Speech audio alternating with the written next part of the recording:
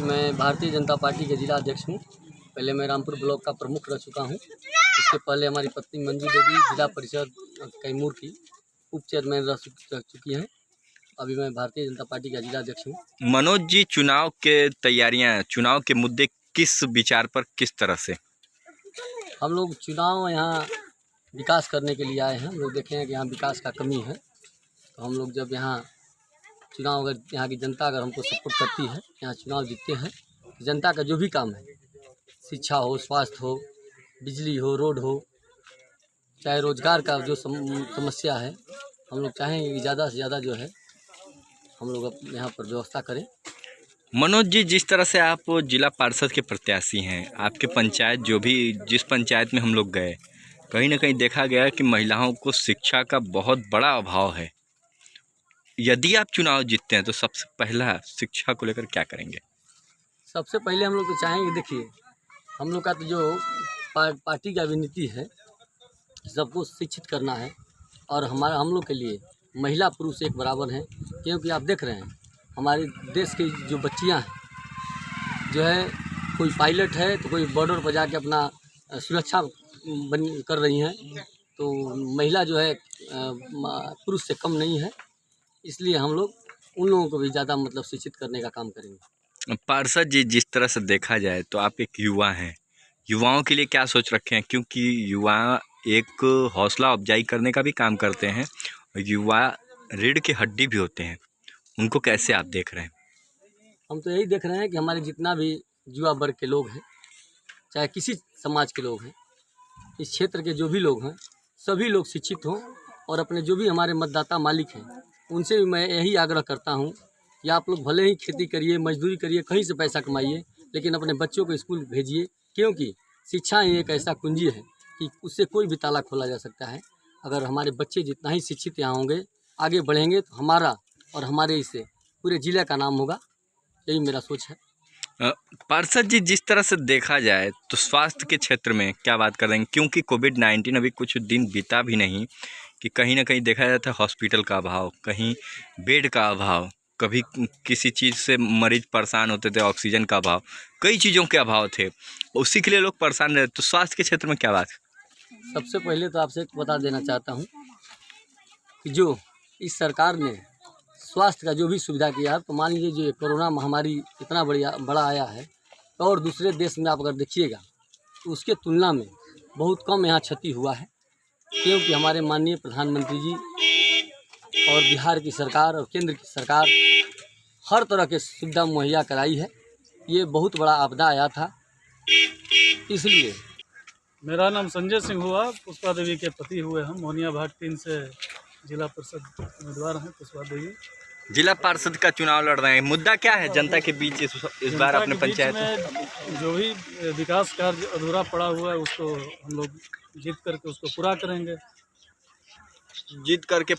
सबसे पहले देखा जाए तो महिलाओं के क्षेत्र में, शिक्षा के क्षेत्र में और युवाओं के क्षेत्र में, क्योंकि युवाएं आपके साथ बहुत ज़्यादा हैं और युवा एक हौसला बढ़ाने का भी काम करते हैं, उन लोगों के लिए क्या कहना चाहेंगे आप? शिक्षा, चिकित्सा और विकास जो भी है, हर चीज़ के लिए हम काम करेंगे। जो भी काम अधूरा पड़ा हुआ है उसको हम लोग पूरा करेंगे। ऐसे में मतदाताओं से क्या कहना चाहेंगे? क्योंकि देखा जा सकता है मतदाताओं से अपील करेंगे कि हमारा समर्थन करिए। जो भी राजनीति में भ्रष्टाचार फैला हुआ है, उसको दूर करने का हम प्रयास करेंगे। इसको हम व्यापार नहीं बनाएंगे, जैसा कि व्यापार बना हुआ है। पार्षद जी, अभी आपके क्षेत्र में हम घूमे हैं, यहाँ शौचालय के नाम पर ठगी किया गया है। जैसे हर पर शौचालय में 2000 रुपये की घूस लिया गया है। और ये आपके पूरे पार्षदी क्षेत्र की बात कर रहा हूँ मैं, भाग 3 की। हर मुखिया ऐसा किया है। तो उसके आने वाले में अगर चुनाव जीतते हैं आप, तो उस दौरान क्या आईजी वाली रवैया रहेगी या ख़त्म करेंगे आप? मेरे कार्य क्षेत्र में जो भी चीज़ आएगा, उसमें भ्रष्टाचार के लिए कोई गुंजाइश नहीं होगा। 100% जो है सही कार्य होगा, उसके लिए पूरा हम प्रयास करेंगे। पार्षद जी, जिस तरह से देखा जाए महिला प्रत्याशी हैं, महिलाओं के लिए क्या सोच रखी हैं प्रत्याशी? महिलाओं के लिए भी बहुत सारा कार्य हम करेंगे। किस तरह का कार्य? जिस तरह से देखिए आत्मनिर्भर बनो भारत की तरफ एक कदम बढ़ रहा है, ऊपर से देखा है महिला सशक्तिकरण का अभियान चलाया जा रहा है, वहीं महिलाओं को कहीं ना कहीं शिक्षा में देखा जाए तो उच्च शिक्षा पाने से वंचित रहती हैं। ऐसे में क्या कहना चाहेंगे? उसके लिए हमारे कार्य क्षेत्र में जो कुछ भी आएगा महिलाओं के लिए मैं कार्य करूँगा। इस तरह से यदि चुनाव की तैयारियां हो रही हैं, ऐसे में आज शाम 5 बजे से चुनाव प्रचार थम जाना है। जी जी। जनता से क्या अपील करना चाहेंगे, मतदाताओं जनता से से अपने? अपील मैं ये करना चाहूँ कि हमको चुनिए। मैं बहुत कुछ सोच करके इस राजनीति में उतरा हूँ जनता के कहने से, और पीछे जो 20 साल में भ्रष्टाचार हुआ है उसका कोई गुंजाइश नहीं होगा। वो सारा कुछ मैं ख़त्म करूँगा। धन्यवाद। मतदाताओं से क्या अपील करना चाहेंगे? आखिरी सवाल आपसे। मतदाता से हम यही अपील करना चाहते हैं कि आप लोग जो है हमें यहाँ से जिताइए और हम काम करेंगे। हम लोग काम करने वाले लोग हैं, क्योंकि हम लोग काम करने में विश्वास रखते हैं। जहाँ भी रहे हम लोग ब्लॉक प्रमुख रहे तभी अपने क्षेत्र का विकास किए हैं। जब जिला परिषद का उप चेयरमैन हमारी मैडम थी उस समय भी हम लोगों ने काम किया है। तो हम लोग यहाँ की जनता को यही कहना चाह रहे हैं कि आप लोग अगर अपना मत हम लोग को देकर जिताते हैं तो हम लोग आपके लिए हमेशा काम करेंगे, हमेशा खड़ा रहेंगे। जी धन्यवाद। बता दें। मैं जोगिंदर कुमार सिंह रिंटू, पूर्व मुखिया, वर्तमान में मेरी भाभी गीता देवी मुखिया हैं, और इस बार नेक्स्ट फिर चुनाव लड़ रही हैं। योगेंद्र जी, चुनाव की तैयारियां किस प्रकार से? चुनाव की तैयारियां अच्छा है, जनता का आशीर्वाद मिल रहा है। जो पूर्व में काम हुआ है गीता देवी के द्वारा किया गया है, जनता का उस पर स्नेह और प्यार मिल रहा है, और सही चुनाव अच्छे ढंग से अपने रास्ते पर चल रहा है। चुनाव फिर पुनः वापस होना निश्चित है। ऐसे में बताया जाता है कि पिछले 15 साल से आप मुखिया के पद पे, और कहीं ना कहीं एक जिम्मेदारी का पद है वो। देखने को मिला कि गांव में आपके हम लोग आ रहे थे, शौच मतलब कि ODF हो चुका है आपका गांव, जी जी। फिर भी शौच मतलब रोड पर, क्या वजह हो सकता है? ODF में शौचालय का भुगतान भी करीब करीब फाइनल है। करीब 10% लोग 5% बाकी हैं जो बाद में बनाए, उनका शौचालय का भुगतान अभी नहीं हुआ। इसके बावजूद जो जनता का जो माइंड है, जो देहात के जो लोग रहने वाले हैं, उनका ये है कि शौचालय मेरा जो है सुखता है, छोटा शौचालय है, ये भर जाएगा तो फिर दोबारा कौन इसको बनवाएगा। इसको लेकर हम लोग समझाते हैं, लेकिन लोग मानने के लिए तैयार नहीं है। और दूसरी चीज़ की किसी व्यवस्था को समझाने के बाद उस पर सरकार का व्यवस्था भी कुछ होना चाहिए, कुछ प्रेशर होना चाहिए, कानूनतः उस पर कुछ नियम लगना चाहिए। लेकिन सरकार के द्वारा ऐसा गाइडलाइन कुछ नहीं हुआ कि उन पर दबाव बनाया जाए सरकारी तौर पर। इसलिए लोग कुछ मना भी अपना काम कर रहे हैं। लेकिन हम लोग समझाने का प्रयास कर रहे हैं कि नहीं, जब शौचालय का पैसा मिल गया आप उसका उपयोग करें और घर में शौच करें। मुखिया जी, जिस तरह से देखा जाए तो जब आप चुनाव लड़े थे तो युवा थे, और अभी भी युवाओं के ही श्रेणी में आप गिनती किए जाते हैं। ऐसे में युवाओं के लिए क्या सोच रखे हैं आप, और पहले भी क्या सोच रखे थे, अब तक क्या सोच रखे हैं? युवाओं के लिए हम लोग देहात क्षेत्र से रहने वाले हैं। हम लोग चाहते हैं कि खेल का मैदान का जीर्णोद्धार किया जाए, बनाया जाए। हर पंचायत में खेल की सुविधा को बढ़ाया जाए, और पढ़ने के लिए बच्चों के लिए GK UK का व्यवस्था किया जाए। गांव में पेपर और पत्रिका का व्यवस्था किया जाए। लोग एक जगह बैठकर अपना तैयारी करें, एक दूसरा से चर्चा करें कि तैयारी कैसे किया जाए और आगे बढ़ने के लिए क्या किया जा सकता है। मुखिया जी, जिस तरह से देखा जाए तो चुनाव के मुद्दे कई अनेक हैं, कई प्रत्याशी भी चुनाव मैदान में हैं, लेकिन ऐसे में महिलाओं के लिए क्या सोच रखे हैं आप?